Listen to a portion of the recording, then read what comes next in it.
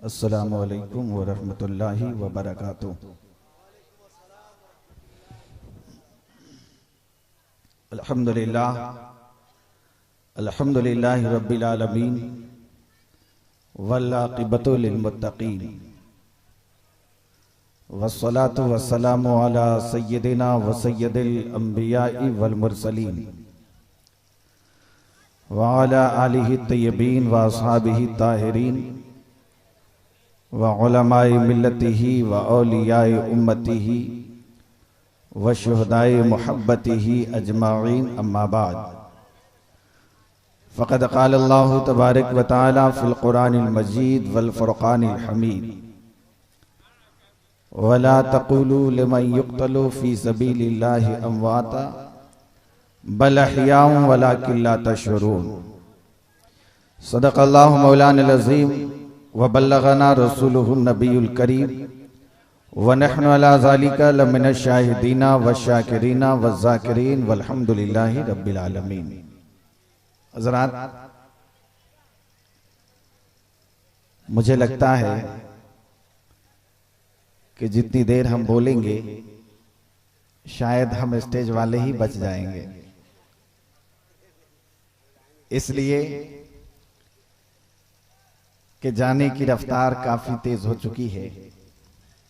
मैं जानता हूं कि आपने एक खूबसूरत खिताब गाजी मिल्लत हजरत अल्लामा मौलाना गुलाम रसूल बलियावी साहब से समाअत कर ली है, लेकिन ये आपको जानकर खुशी होगी कि मेरे बाद भी ये खूबसूरत खिताब हजरत अल्लामा मौलाना सलीम अख्तर बिलाली साहब क़िबला मद्दज़िल्लहु आली की तकरीर समाअत फरमानी है। बड़ी अच्छी तकरीर और बहुत खूबसूरत खिताब उनका होता है। ये अफरा तफरी का जो कुछ माहौल बन गया है, अगर और भी किसी आदमी को जाना हो तो चले जाइए, हमको कोई एतराज नहीं है, लेकिन जो कुर्सियां खाली हैं, हमारा आने वाला खतीब जो अभी आने वाला है, उनकी हौसला अफजाई के लिए ये शिकायत न रहे कि चकबंगरा वालों ने किस तरह से हमारा इस्तकबाल किया। मैं बहुत खुश था। शाम मगरिब के नमाज मैंने आपके दयारे मोहब्बत में पढ़ी। लोग कहें कि पूरी रात यहाँ लोग रहते हैं, हम देख रहे हैं कि कितनी देर तक आप लोग रहते हैं। बहरहाल मैं सिर्फ एक गुजारिश करना ये चाहता हूँ कि मुझे जितने लोग हैं वो आगे तशरीफ ले आइए। मैं इतने ही लोगों को सुनाऊंगा, इसलिए कि जब सुनने वाला इंसान होता है तो सुनाने में मजा आता है। मैं एक गुजारिश, चूंकि मैं आपका मेहमान हूं और आप हमारे मेजबान हैं, इसलिए आप किसी तरह की कोई तकलीफ महसूस न करें। महज मेरी हौसला अफजाई के लिए नहीं, बल्कि आप अपने फायदे के लिए भी थोड़ा आगे चले आइए। जितने लोग हैं, मैं ये नहीं कर रहा हूं कि आप नहीं जाइए, जो जा रहे हैं उनको जाने दीजिए। हो सकता है कि उनके हिस्से में ये खिताब ना हो, इसलिए जो लोग हैं, मैं अदब के साथ गुजारिश कर रहा हूं कि आप सभी लोग अपनी कुर्सियां थामें और थोड़ी देर में मेरी तकरीर या हमारा पॉइंट इतना बेकार नहीं है कि ऐसे ही हम आपको सुना दें। बहुत एक इंसान अकरेजी करता है। अभी आपने सुना है दिलवर शाही को, ये कभी कभी हमको भूल जाते हैं, लेकिन मैं इनको याद रखता हूं। अभी आपने देखा है, किसी ने कहा कि जज्बात के शोलों में पहरों कोई जलता है, जज्बात के शोलों में पहरों कोई जलता है, तब ज़हन के पर्दे से कोई शेर निकलता है। और आपने कई अशार, बल्कि ये घंटा वाले शायर हैं, एक घंटा इनके लिए कोई बात नहीं है, कभी 1.5 घंटा, कभी 2 घंटा। मुझे अच्छी तरह याद है कि गुज़श्ता साल ये तकरीर कर रहे थे बेग बगान लाल मस्जिद के पास, गुज़श्ता साल या उससे पहले, और मौलाना गुलाम रसूल बलियावी की तकरीर पहले हो गई। उसके बाद इनकी नात मैं इंतजार कर रहा हूँ, कब ये खत्म करेंगे, कब ये खत्म करेंगे, कब ये खत्म करेंगे। कारी कैसर साहब कहें कि हजरत ये तो घंटा वाले हैं, 1.5 घंटा भी आराम से बैठे रहिए आप। हमने कहा, फिर उसी बीच इन्होंने पानी तलब किया कि थोड़ा 1 गिलास पानी दीजिए, याद होगा आपको शायद। हमने कहा कि ये चिल वाटर है, ये काफी ठंडा है, कहीं आपके गले को तकलीफ तो नहीं होगी। कहा कि मैं दिन भर ये चिल वाटर ही लेता रहता हूं। और आपने देखा आवाज में कहीं झरझराहट नहीं, कहीं कोई खसखसाहट नहीं, एकदम जब पढ़ चलता है ये मद्दाहे रसूल तो खूब पढ़ता है। और हजरात मोहतरम ये देखिए कुछ सुनने का एक माहौल इतनी देर में कायम हो गया। मैं वो खतीब हूं या वो गुफ्तगू करने वाला एक अदना इंसान हूं जो बड़े मजमे में भी बोल सकता है और छोटो मजमे में भी खिताब कर सकता है। हजरात, मैंने कुरान मुकद्दस की जिस आयत करीमा की तिलावत की है, इस उन्वान पर कुछ रोशनी डालूं, कुछ गुफ्तगू करूं। इससे कबल और पेशतर हम सभी मिलकर निहायत अदब एहतराम के साथ गुंबद खजरा में आराम फरमाने वाले आका, लंबे लंबे हाथों से भीख देने वाले दाता, गिरतों को थामने वाले सरकार, हम गरीबों के गमगुसार, शफी रोज़े शुमार, बेकरार दिलों के करार, सैयदी मक्की मदनी ताजदार जनाब अहमद मुज्तबा मोहम्मद मुस्तफ़ा सल्लल्लाहु तआला अलैहि वसल्लम की बारगाहे आलिया में हदिया दुरूद पाक पेश करें और जी लगा के पढ़ें। अल्लाहुम्मा सल्ली अला सय्यदना मौलाना मोहम्मदिन बारिक वसल्लम सल्लु अलैहि सलातम व सलाम अलैका या रसूल अल्लाह सल्लल्लाहु तआला अलैहि वसल्लम। हजरात, एक बात गौर से समाप्त करें। जितनी देर हम कहें आप मेरी बातों को सुने और जितना सुभान अल्लाह कहना होगा फिर दिलवर शाही आने वाले, इसलिए कि आपको कुछ थकन से महसूस हो रही होगी। एकदम संजीदगी के साथ बहुत अच्छा अगर कुछ लगे तो सुभान अल्लाह कह दीजिएगा। हजरात, मैं ये नहीं कहना चाहता कि आप सुनने में कोई इस तरह का माहौल बनाए कि जहन में बात आपकी सुमो ना पाए।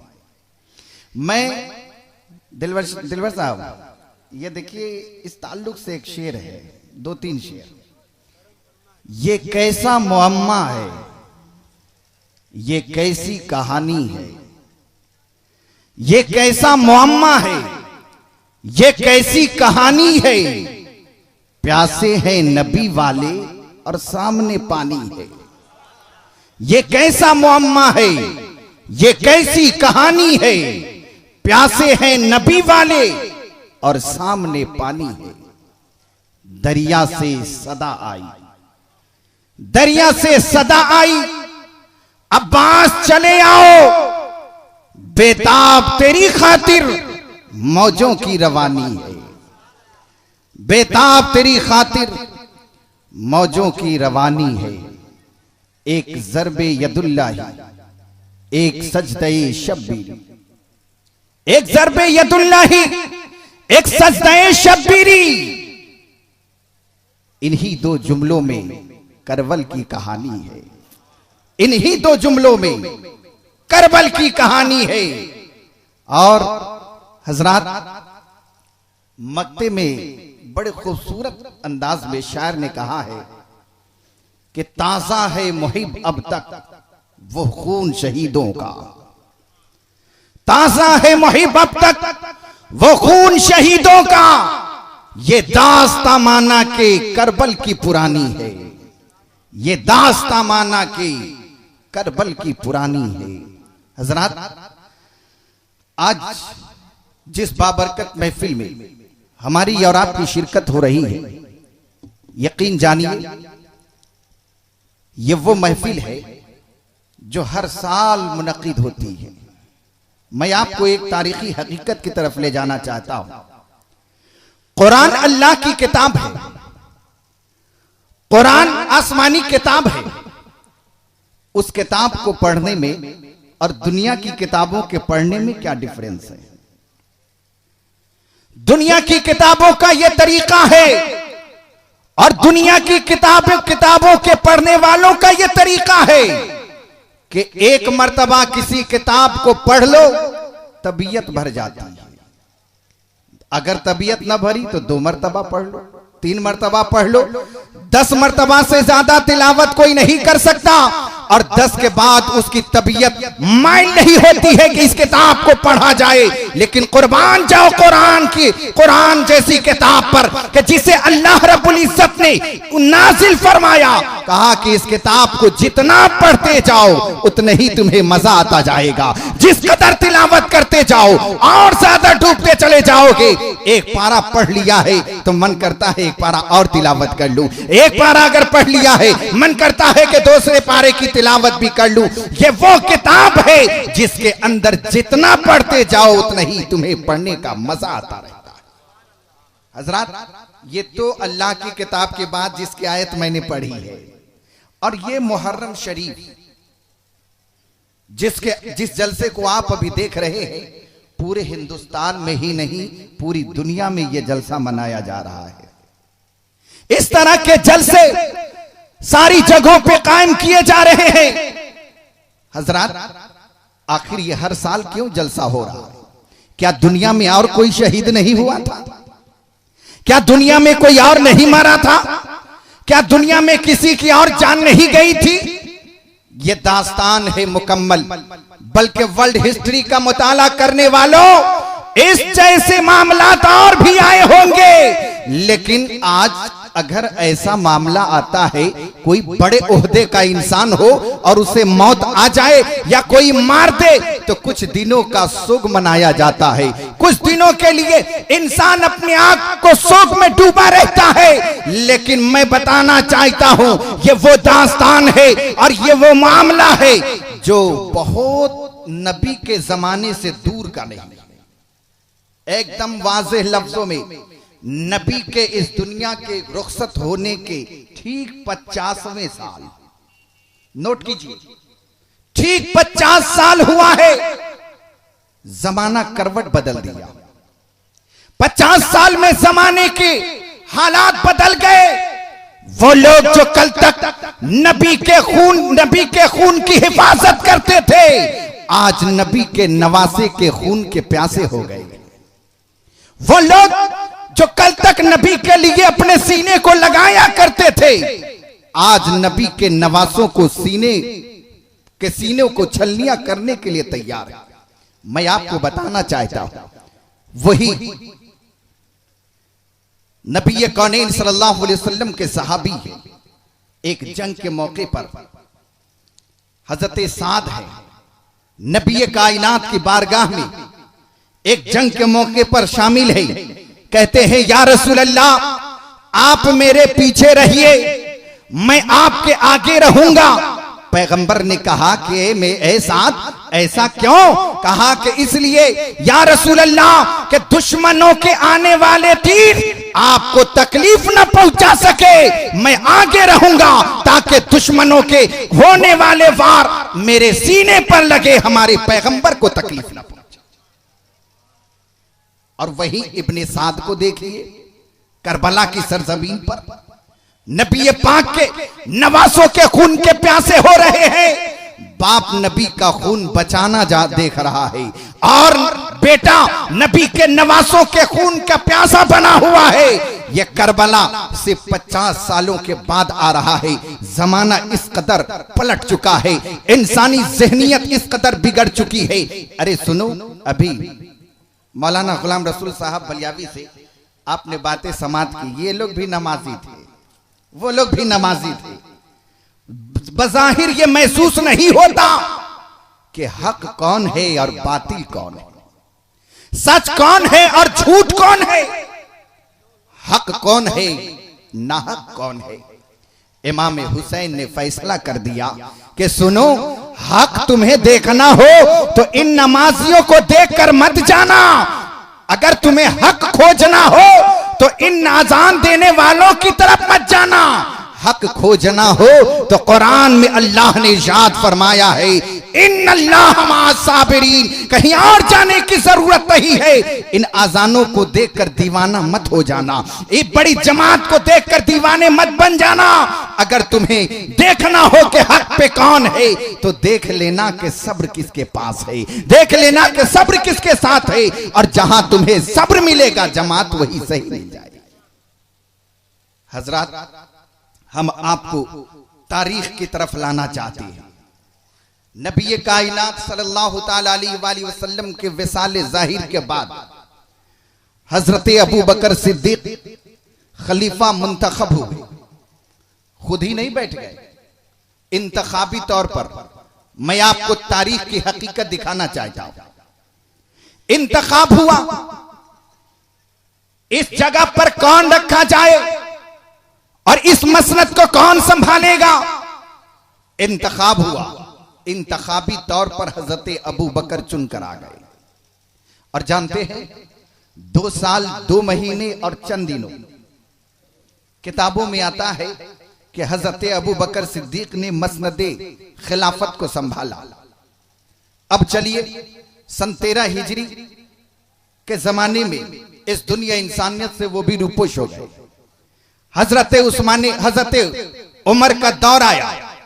हजरत उमर 13 से लेकर 23 के जमाने तक खिलाफत के जमाने को संभालते रहे और सन 23 हिजरी से लेकर और सन 35 हिजरी तक हजरत उस्मान गनी उस मसनद खिलाफत पे विराजमान रहे। मैं बताना चाहता हूं और उसके फौरन बाद हजरत अली मुर्तजा सन 35 हिजरी में उस मसनद खिलाफत पे फाइज होते हैं और 40 साल तक ये मामला चलता है, यानी हिजरत के 40वें साल तक।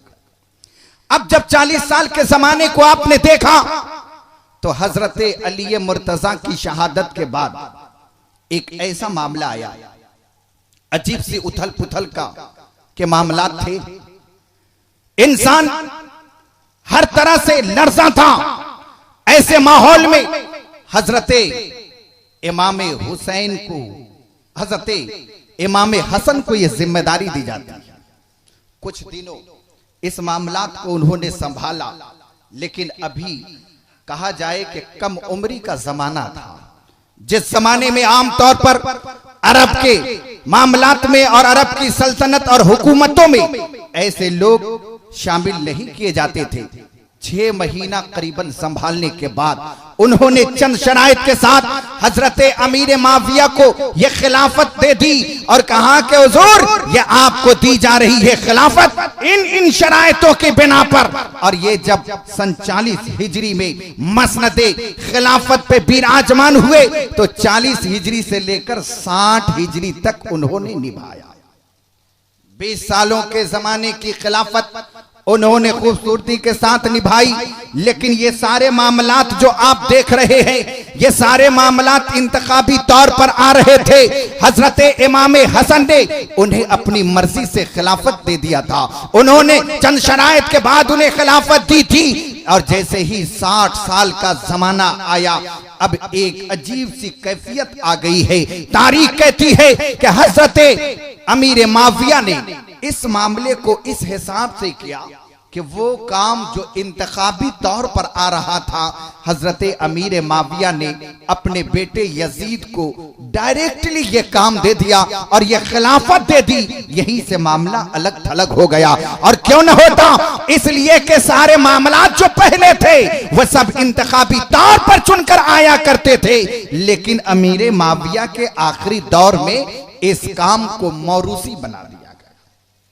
मैं ये नहीं कहता कि ये काम गलत है, इसलिए कि तारीख कहती है कि गलत है। मैं नहीं कहता कि गलत है, इसलिए कि हमारे पैगंबर ने फरमाया अस्हाबी कन्नुजूम बिअय्यहिम इक्तदैतुम इह्तदैतुम, हमारे सहाबा सितारों की तरह है। अरे तुम किसी एक की पैरवी करते रहो, तुम कामयाब हो। मैं आपसे पूछना चाहता हूं, बड़े जिम्मेदार लोग ही बच गए हैं और जो ज्यादा जिम्मेदार थे वो अपने घर की जिम्मेदारी संभालने चले गए, बहुत जिम्मेदारी के साथ। मैं ये कहना चाहता हूं कि नबी ने फरमाया अस्हाबी कन्नुजूम, हमारे सहाबा सितारों की तरह है। बिअय्यहिम इक्तदैतुम इह्तदैतुम, तुम किसी एक की पैरवी करो और तुम कामयाब हो, तुम हिदायत पर हो। चक हसन के रहने वालों, जरा समात तो करो और इस पॉइंट पे गौर करो। इसमें 2 अहम बातें, जब मैंने बातें मोड़ दी हैं तो इसे मैं बता के रहूंगा। नबी ने फरमाया मेरे सहाबा सितारों की तरह है, पॉइंट नंबर 1, और मेरे सहाबियों में से किसी एक की पैरवी करो, तुम हिदायत पर हो। इतना खूबसूरत मजमा और इतने अच्छे सुनने वाले मुझे बहुत दिनों के बाद आज मिले और मुझे यकीन है कि मौलाना सलीम अख्तर बिलाली साहब आएंगे तो वो आपको कम दांत देंगे, हमको ज्यादा देंगे कि आपने इतने लोगों को मेरे लिए रोक कर रखा है। पॉइंट नंबर 2 के नबी ने फरमाया किसी एक की पैरवी करो। पॉइंट नंबर 1 पर मेरा सवाल बाद में होगा, पॉइंट नंबर 2 पर आइए। नबी ने फरमाया किसी एक की पैरवी करो तुम हिदायत पर हो। और मैं पूछना चाहता हूं कि नबी की पैरवी क्यों न करें, सहाबा के क्यों? नबी ने फरमाया किसी एक की पैरवी करो तुम हिदायत पर हो। ए मुसलमानों, वो कौन सी चीज है सहाबियों के अंदर जो हमें नबी के यहां नहीं मिल रही? हमें पैरवी ही करनी होगी तो हम मुस्तफा जाने रहमत की पैरवी क्यों ना करें? नबी फरमा रहे हैं, हमारी और आपकी तरह कोई इंसान नहीं कह रहा है कि तुम सहाबा की पैरवी करो, ये नबी खुद कह रहे हैं।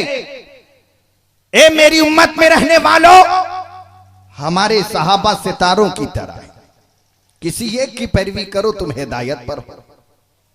वह कौन सी खूबी है, वह कौन सा सहाबा के अंदर कमाल है जिस पर नबी को इतना भरोसा है? वह कौन से मामलात है जिस पर नबी ने इशारा किया? और जो पैरवी हम सहाबा की करें वो पैरवी तो मुस्तफा जाने रहमत की भी है। जैसी नमाज सहाबा पढ़ते हैं वैसे ही नमाज नबी की है। जैसे नबी ने रोजा रखा सहाबा ने वैसे ही रोजा रखा। जैसे नबी ने क़याम क़ऊद किए वैसे ही सहाबियों ने भी क़याम क़ऊद किए। बल्कि ये कह लो एक जुमले में कि सहाबा वही करते हैं जो नबी करते हैं। फिर हम नबी की पैरवी क्यों न करें, सहाबा की क्यों करें? जरा गौर फरमाइए इस पॉइंट पर, बहुत इंपॉर्टेंट बात और बहुत खास मामला है यहां पे। मतलब यह है, इस पॉइंट को समझिए, मेरे सहाबा सितारों की तरह है और किसी एक की पैरवी करो तुम हिदायत पर। बेअय्यहिम इक्तदैतुम इहतदैतुम। इस दो मसले को समझना है कि नबी ने सितारों की तरह अपने सहाबियों को क्यों कहा। सितारे में रोशनी कम होती है, चांद की तरह क्यों नहीं कहा? चांद में भी ली हुई लाइट है, सूरज की तरह क्यों नहीं कहा? नबी ने यह इशारा किया, उस गैर डेवलप किए हुए जमाने की बात है जिस दौर में नबी कायनात के सहाबा है। नबी ने फरमाया सुनो, मेरे सहाबा सितारे की तरह है। मुहद्दिसीन फरमाते हैं कि सितारा नबी ने इसलिए कहा कि जब इंसान उस जमाने में सफर करता, इंसान जब उस जमाने में सफर में होता और रात की तारीकियों में रास्ता भटक जाता तो खड़ा होता। खड़ा होने के बाद फिर सोचता कि अब यहां से रास्ता किधर निकला है, तो चांद की चांदनी नहीं है जो रास्ता मिलेगा, रात में सूरज की रोशनी नहीं है जो रास्ता मिलेगा। सहाबा खड़े होते और सितारों की टिमटिमाहट से अंदाजा करते कि मेरा रास्ता सही जो है जिसको मैं इस सितारे की रोशनी में देख रहा हूं। गोया नबी ने इशारा किया, ए मेरी उम्मत में रहने वालों, हमारे सहाबा सितारे की तरह इसलिए है कि जब तुम्हारा रास्ता भटकने लगे तो सहाबा के तरीके को देखो, जब तुम रास्ते से अलग होने लगो तो सहाबियों के रास्ते को देखो, जब तुम्हारा तरीका अलग होने लगे तो सहाबियों के तरीके को देखो, और जैसा अमल हमारे सहाबियों ने किया है वैसा ही अमल तुम भी करो। तुम हिदायत पर हो, तुम हिदायत पर हो। बेअय्यहिम इक्तदैतुम इहतदैतुम, किसी एक की पैरवी करो तुम हिदायत पर हो। हजरत, ये पैरवी की जगह पर एक बात काबिल जिक्र है और लायक तहसीन है। नबी ने फरमाया किसी एक की पैरवी करो, उसमें खास इशारा था जो नबी के यहां है वो सहाबा के यहां है, जो सहाबा के पास है वो नबी से लिया हुआ है। आखिर फिर नबी ने इनकी पैरवी के बारे में क्यों कहा? कौन सा इनके यहां इजाफा है? कमी तो हम नहीं कह सकते, कौन सा इजाफा है? मैंने सहाबा की जिंदगी को जब पढ़ना शुरू किया, वो सारी चीजें हमने देखी जो नबी के यहां है, लेकिन उससे बढ़कर एक कमाल सहाबाए किराम के यहां देखा। और वो क्या था? सहाबियों का नबी से मोहब्बत करना। सहाबा ने नबी से जो मोहब्बत की, पैरवी से मुराद ये है, नबी ने फरमा दिया गोया बंद जुमलों में, मेरी उम्मत में रहने वालों जैसी मोहब्बत हमारे सहाबा मुझसे करते हैं, वैसे ही पैगंबर से तुम भी मोहब्बत करो, तुम कामयाब हो जाओ। हजरात, ये पॉइंट से कुछ अलग की बात थी, अब बस पॉइंट पढ़ाई। कुरान की आयत करीमा मैंने पढ़ी है, वला तक़ूलू लिमन युक़्तलू फी सबीलिल्लाहि अमवात बल अहयाउन वलाकिन ला तशऊरून। यह आपकी सुनी हुई आयत करीमा है, समझी हुई है और मालूम करदा है। जरा गौर फरमाइए, उसको टुकड़े करके। अल्लाह, खबरदार, होशियार, जब कहीं कोई डेंजर मैटर होता है तो सावधान, होशियार कह दिया जाता है। यह तरीका हमें कुरान ने दिया है और यही तरीका दुनिया वालों को इस्लाम ने दिया है कि जहां मैटर कुछ खतरनाक हो वहां सावधानी बरतो। यह तरीका कुरान ने दिया। अला, खबरदार, वला तक़ूलू लिमन युक़्तलू फी सबीलिल्लाह, और ला तक़ूलू, मत कहो, ला तक़ूलू, कोई मत कहो, क्या नहीं कहो, फी सबीलिल्लाहि अमवात, तुम उन्हें मुर्दा न कहो जो अल्लाह के रास्ते में कत्ल किया गया हो। हजरात, इस पर कभी आपने गौर फरमाया? वला तक़ूल लिमन युक़्तलू फी सबीलिल्लाह, तुम मत कहो उसे मुर्दा जो अल्लाह के रास्ते में शहीद किया जाए। हजरात, आपने यहां पे रुककर कभी गौर किया? कभी आपने रुककर इसे सोचा? कभी आपने इस पॉइंट पर सहन को रखा? मत कहो मुर्दा। अरे जिसकी गर्दन तन से जुदा हो जाए उसे मुर्दा न कहा जाए तो और क्या कहा जाए? जिसका बाजू उसके जिस्म से अलग हो जाए उसे मुर्दा न कहा जाए तो और क्या कहा जाए? जिसकी रूह कब से उनसुरी से परवास कर चुकी हो उसे मुर्दा न कहे तो और क्या कहे? हमारे माशरे में, हमारे समाज में, हमारी सोसाइटी में, हमारे माहौल में ऐसे को मुर्दा ही कहा जाता है। लेकिन कुरान कहता है कि तुम्हारे यहां यह मसला होगा, जो राहे खुदा में शहीद होता है उसे मुर्दा ना कहो। कहा कि मौला ये भी तो वैसे ही है जैसे हमारे यहां होता है। हमारे यहां भी किसी को जुल्मन कत्ल कर दिया जाए, हमारे यहां भी किसी को मार दिया जाए, कोई इंसान अपने घरेलू मामलात में मार देता है, कोई इंसान पैसे के लिए मार देता है, और बहुत से मामलात ऐसे शबो रोज देखने को मिलते हैं। मैं पूछना चाहता हूं कि ऐसे को मौला हम क्या कहे? हमारे समाज में, हमारी सोसाइटी में ऐसे को मुर्दा कहा जाता है। कुरान कहता है कि उसे मुर्दा न कहो जो अल्लाह की राह में शहीद किया गया हो। अब जरा इस पर एक नजर और डालिए कि मौला हम उसे क्या कहे? मुर्दा न कहे तो और क्या कहे?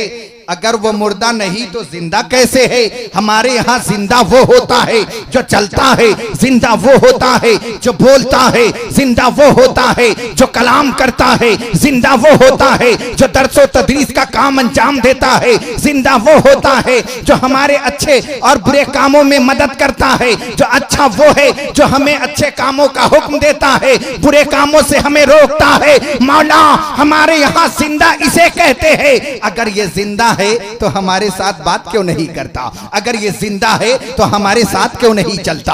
अगर ये जिंदा है तो हमारे साथ क्यों नहीं उठता बैठता? तो अब कुरान की अगली बात इस बात को वाज़ेह करती है, ए ईमान वाले बंदो, अल्लाह ने इसे वाज़ेह कर दिया है कि तुम इनकी जिंदगी को नहीं समझ पाओगे। वलाकिन ला तशउरून, ये जिंदा है लेकिन तुम इनकी जिंदगी को समझ लो, इसका तुम्हें शऊर नहीं। वलाकिन ला तशउरून, तुम इनकी जिंदगी को समझो, तुम्हारे अंदर इतना शऊर नहीं।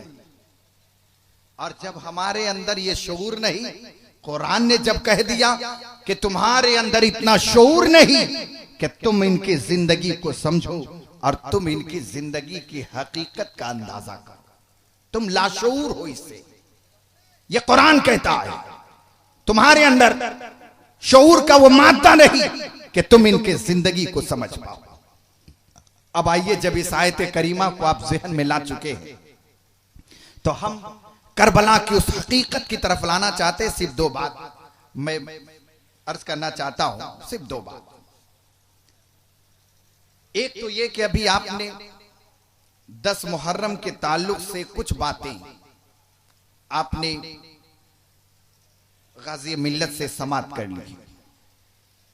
मैं आपको सिर्फ एक उस पॉइंट पर लेना चाहता हूं जिससे न सिर्फ ये कि हुसैन की जवामर्दी और दिलेरी साबित होती है, बल्कि तारीख में इसकी कोई मिसाल ही नहीं मिलती। मैं उस पॉइंट पे लाना चाहता हूं। जानते हैं 7 मुहर्रम से पानी बंद है।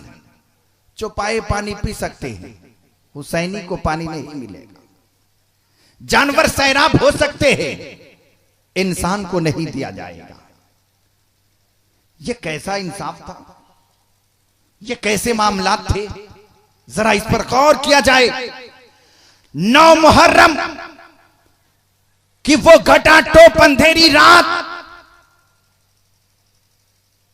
जो भयानक रात भी है, अंधेरी रात भी है, और रात तो काली होती ही है।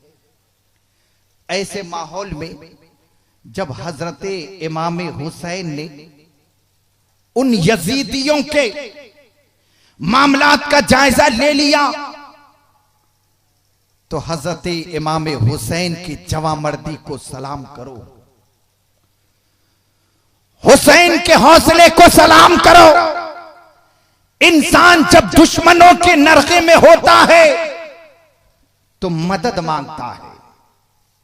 हम भी मांगते हैं, आप भी मांगते हैं, और जो इनकार करने वाले हैं वो भी मांगते हैं।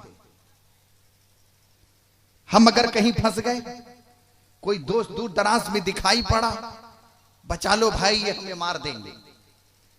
हर आदमी मुसीबतों में अपने दोस्तों को याद करता है कि तुम मेरी मदद को आओ, लेकिन हुसैन की बारगाह में चलकर देखो कि हुसैन क्या कर रहे हैं।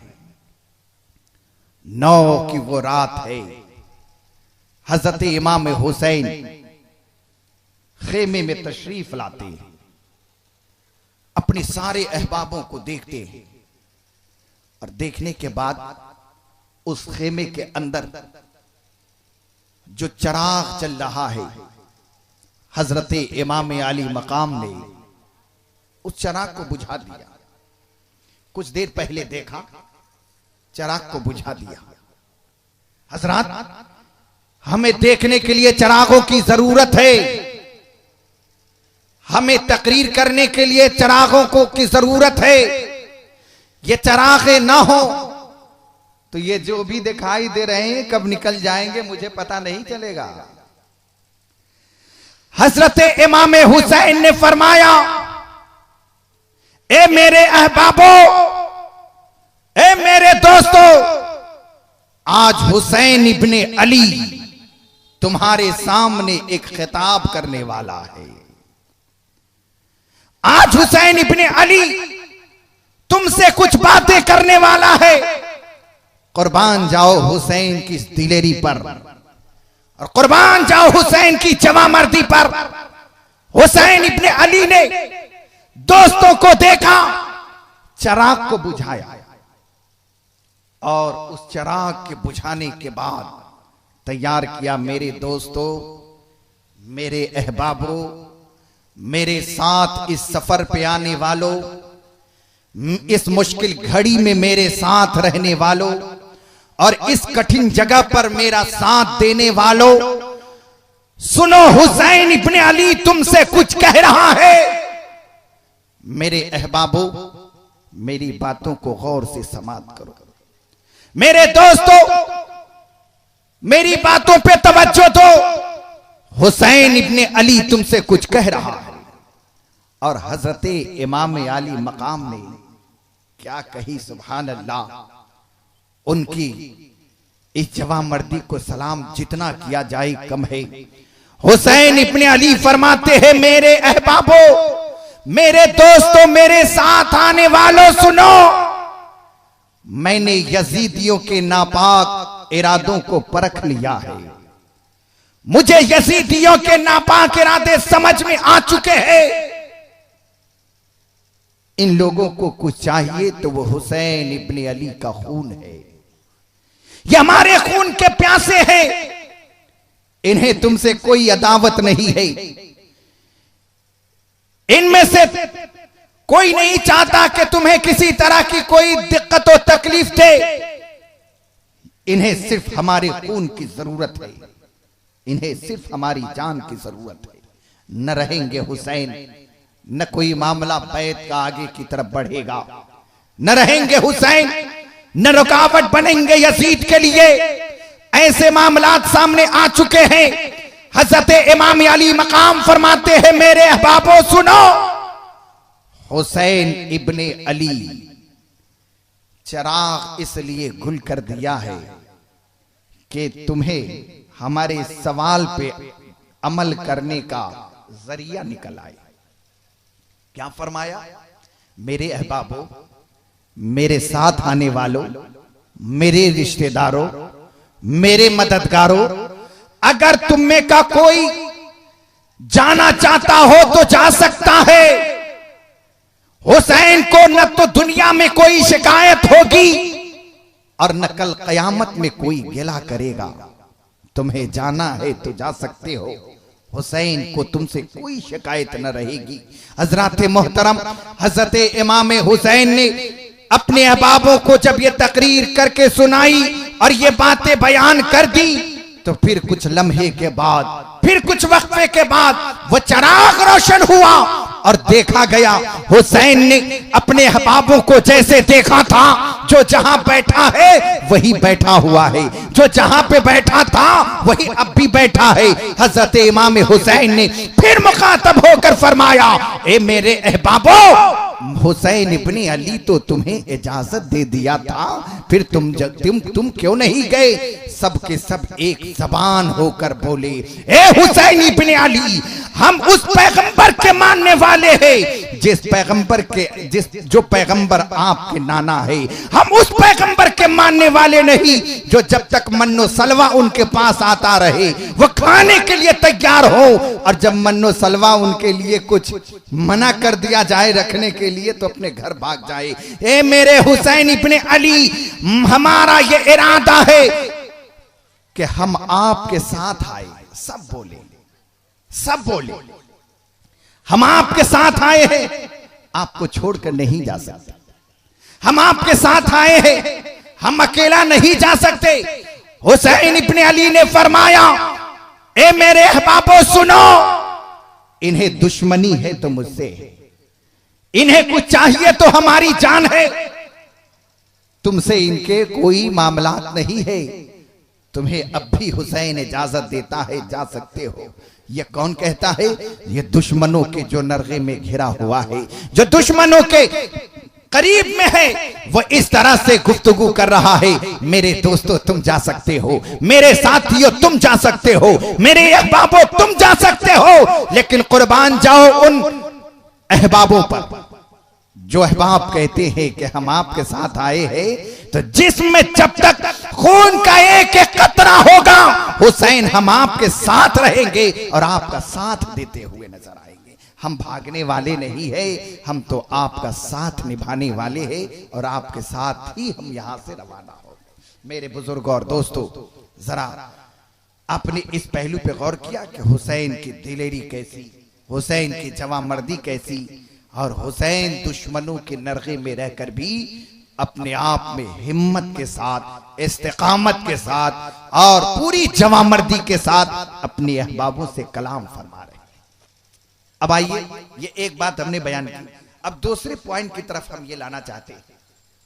चूंकि 10 मुहर्रम के ताल्लुक से अभी आपने बड़ी सारी बातें गाज़े मिल्लत से समाअत फरमा ली है, मैं उसके बाद का बस सिर्फ एक मंजर जिस पर मैं कहता हूं, ये मेरा पर्सनली दावा है कि 10 मुहर्रम को ये करबला का मार्का खत्म नहीं हुआ। जिस हिसाब से मैंने करबला को पढ़ा है, मुझे नहीं लगता कि 10 को करबला की जंग खत्म हो गई। आप कहेंगे कि हजरत आज तक तो यही सुनते आए हैं कि 10 को मामला खत्म हो गया, 10 को मामला खत्म हो गया। जी हाँ, 10 को जो लड़ाई खत्म हुई वो तीरों तलवार की लड़ाई थी, लेकिन जैसे ही ये लड़ाई खत्म हुई वैसे ही जबान की लड़ाई और वैसे ही कुव्वते गोयाई की लड़ाई, वहीं पर कलमात की लड़ाई शुरू हो रही है। ये कलमात की जंग मैं आपको सिर्फ एक झलक दिखाना चाहता हूं कि जो नबी पाक सल्लल्लाहु अलैहि वसल्लम की गोद में पले और जिसे खानदाने नबुव्वत में जबान खोलने का शरफ हासिल हो, अरे मर्दों की बात तो छोड़ो, औरतें ऐसी कलाम करती है कि बड़े बड़े नाफे बेज़बां होकर नजर आते हैं। और मैं बताना यही चाहता हूं कि 10 मुहर्रम के दिन आप देखेंगे जैसे ही सैयदुल शुहदा हजरत इमाम अली मकाम की शहादत हो गई है, तो आपने कभी इस पर गौर किया? आपने कभी इस पॉइंट पे तवज्जो दी कि उन खवातीन के दिलों से पूछो, उन औरतों के दिलों से पूछो जिन औरतों ने अपनी निगाहों से अपने बेटे को तड़पते हुए देखा है। कभी आपने गौर किया? उन औरतों से पूछो जिनके शौहर करबला के मैदान में तड़पते हुए देखा, उनके दिलों को कभी आपने समझा? उनके दिलों का कभी आपने जायजा लिया? अरे मर्द होता तो दिल पत्थर भी होता तो पिघल जाता। ये खानदाने नबुव्वत की औरतें हैं, ये सब्र तहम्मुल का सबक जानती है। ये खानदाने नबुव्वत की खवातीन है, सब्र रजा की पैकर बनी हुई है। निगाहों के सामने बेटा दम तोड़ रहा है, मां सरापा कोहे हिमाला सब्र रजा की दिख रही है, भाई तड़प रहा है, बहन देख रही है, सब्र इस्तिकलाल के दामन को थामे है, शौहर तड़प रहा है, खून में गिलतान है, लेकिन बीवी सब्र तहम्मुल के दामन को पकड़े हुई है। अब इन सारे मामलात को जरा एक इस अंदाज में देखिए कि एक तो 3 दिन की भूख तड़पा रही है, 3 दिन की प्यास की शिद्दत, आंखों में आंसू के कतरात खत्म हो चुके हैं। अब कहा जाए कि अब आंसू नहीं, अब खून के कतरात टपक रहे हैं, दिल पसमुर्दा है, आंखें अश्कबार है। 3 दिन के प्यास इस तरह से कमजोर कर चुके हैं कि आंखों में अब आंसू भी सूख चुके हैं। मेरे बुजुर्गों और दोस्तों, जरा गौर तो करो, ये सारी इस्लाम की बेटियां, ये खानवादे रिसालत की बेटियां, ये अहले बैते अतहार में रहने वाली औरतें इस तरह से अपने आप को सब्र करके और करबला में पेश करती है। जरा आप देखिए, ये सारे मामला, भूख भी याद रखिए, प्यास भी याद रखिए और साथ ही साथ उनके सब्र को भी याद रखिए। और अब तीसरा मंजर देखिए कि जिनकी निगाहों के सामने उनके शौहर का तन उनकी गर्दन से जुदा किया जा रहा है। कैसा मंजर रहा होगा। मजीद ये कि उनके सर को नेज़े पर बुलंद किया जा रहा है। जब जब निगाहें उस तरफ उठती है, जरा इस मंजर को निगाहों के सामने लाओ। जब जब निगाहें उठती है, आंखों से अब खून का कतरा ही गिरेगा, इसलिए कि 3 दिन की प्यास की शिद्दत है और 3 दिन से भूख की भी सख्त परेशानी है। क्या होगा? सब्र और तहम्मुल के दामन को नहीं छोड़।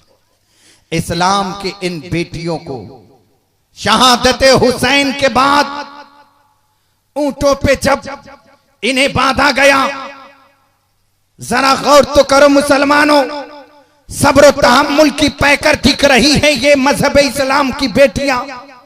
सब्र और तहम्मुल की कोहे हिमाला है अहले बैते अतहार में रहने वाली बेटियां, और चल रही है आगे आगे नेज़े पर सर है, पीछे पीछे ये लुटा पिटा काफिला है। देख रही है ये दिल किसका है, ये निगाहें किसकी है? अहले बैते अतहार की बेटियों की। और मैं उस जगह पे ले जाना चाहता हूं जहां पे यजीद को ये कंफर्मेशन मिल गया था कि मैं जंग जीत कर भी हार चुका। मैं वहां आपको ले जाना चाहता हूं और बात खत्म। जब ये लुटा पिटा काफिला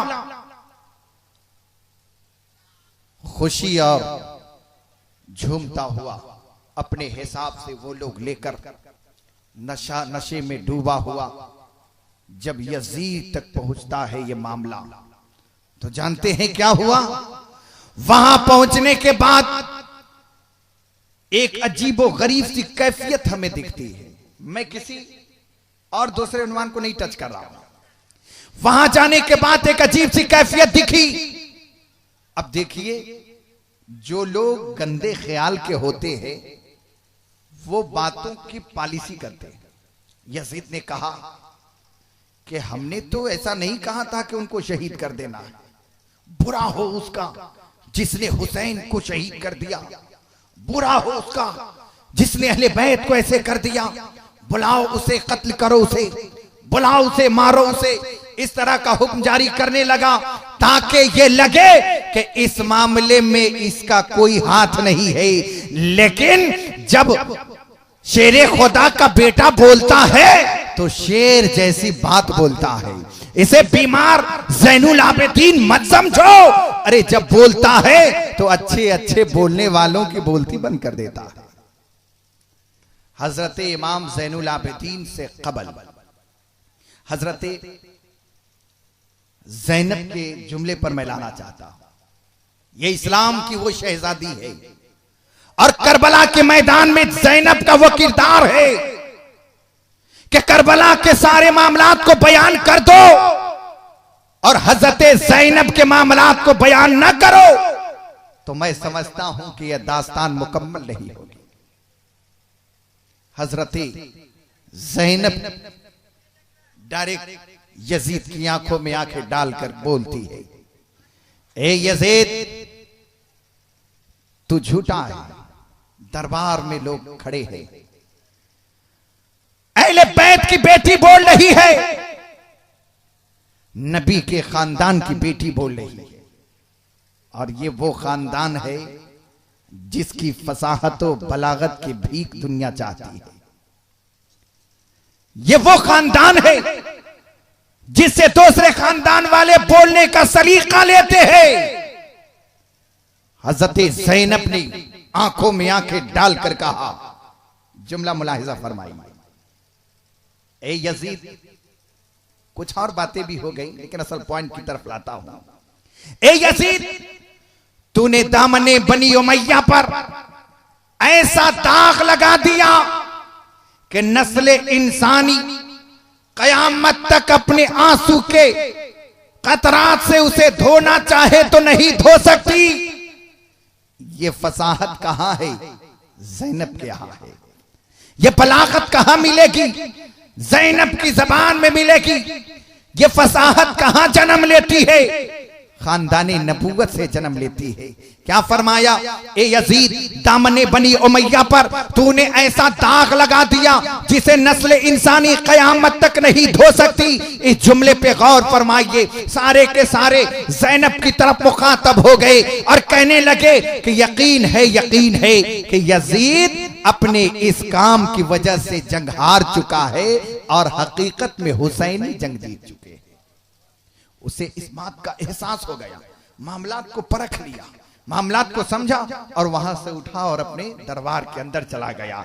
उसे इस बात का, आप पढ़िए दास्ताने करबला और करबला के ताल्लुक से जो अहम किताबें हैं उसका मुताला कीजिए तो मालूम यही होगा कि हजरत ज़ैनब ने अपने गुफ्तार के जरिए और अपनी तकरीर के जरिए यजीद को इस बात का एहसास दिला दिया है कि यजीद तू इन लोगों को शहीद करके जंग जीता नहीं है, तूने तो जंग हार लिया। मेरे बुजुर्ग और दोस्तों, आप जरा गौर फरमाइए, हमारे खानदान की, हमारे समाज की, हमारे माशरे की, हमारे घर की बेटियां होती तो इतने मामलात को देखकर ही दम तोड़ दी होती। और कहां हिम्मत, जब ये छोटे छोटे मार रहे हैं उनके गुरु घंटाल तो बड़ा न जाने और क्या करेगा। लेकिन जिस दिलेरी के साथ हजरत ज़ैनब ने दरबारे यजीद में खुतबा दिया, न तो हजरत ज़ैनब का कोई जवाब है और नहीं ज़ैनब के खुतबे का कोई जवाब है। मेरे बुजुर्ग और दोस्तों, करबला से जहां बेशुमार पैगामात मिलते हैं वहां यह भी पैगाम मिलता है कि मजहब इस्लाम के दामन में जीने वालों और शरीयत मोहम्मदी पे अमल करने वालों, तुम हर जगह पर सब्र से काम लेना, इसलिए कि हुसैन भी सब्र तहम्मुल से काम लिए है। और मैं तो कहता हूं कि अल्लाह ने कुरान में फरमाया इन्नल्लाह मअस साबिरीन, कि जिसके पास सब्र होता है अल्लाह उसके पास होता है। ये मेरे बुजुर्ग और दोस्तों, ये चंद बातें हैं जो रात के ऐसे हिस्से में मैंने आपको सुनाने की कोशिश की जिसमें आपने बड़ी तवज्जो के साथ समाअत फरमाई। मैं अपनी गुफ्तगू यहीं पे खत्म करता हूँ। इंशाअल्लाह रहमान फिर कभी मौका मिला तो इस पर भी तफसील बातें होंगी। अल्लाह पाक आज की हमारी इस महफिल और आज के हमारी इस गुफ्तगू को कबूल मंजूर फरमाए और शहादत हुसैन को तरीके से, सलीके से और अच्छे अंदाज में मनाने की तौफीक अता फरमाए। वमा अलैना इल्लल बलाग। अस्सलामु अलैकुम व रहमतुल्लाहि व बरकातहू।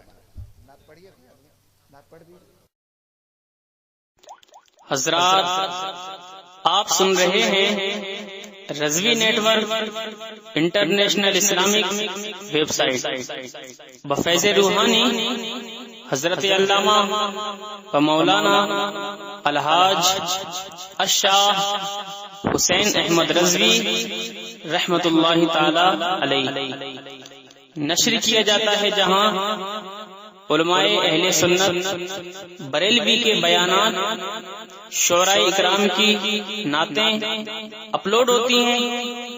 यहाँ किसी भी जानदार की तस्वीर नहीं अपलोड होती। आप भी चाहते हैं कि हमारे यहाँ के मजहबी प्रोग्राम यहाँ अपलोड हो तो हमसे राब्ता करें। Alhaj Sheikh Sajjad Hussain Razvi, WhatsApp number 0787857444116।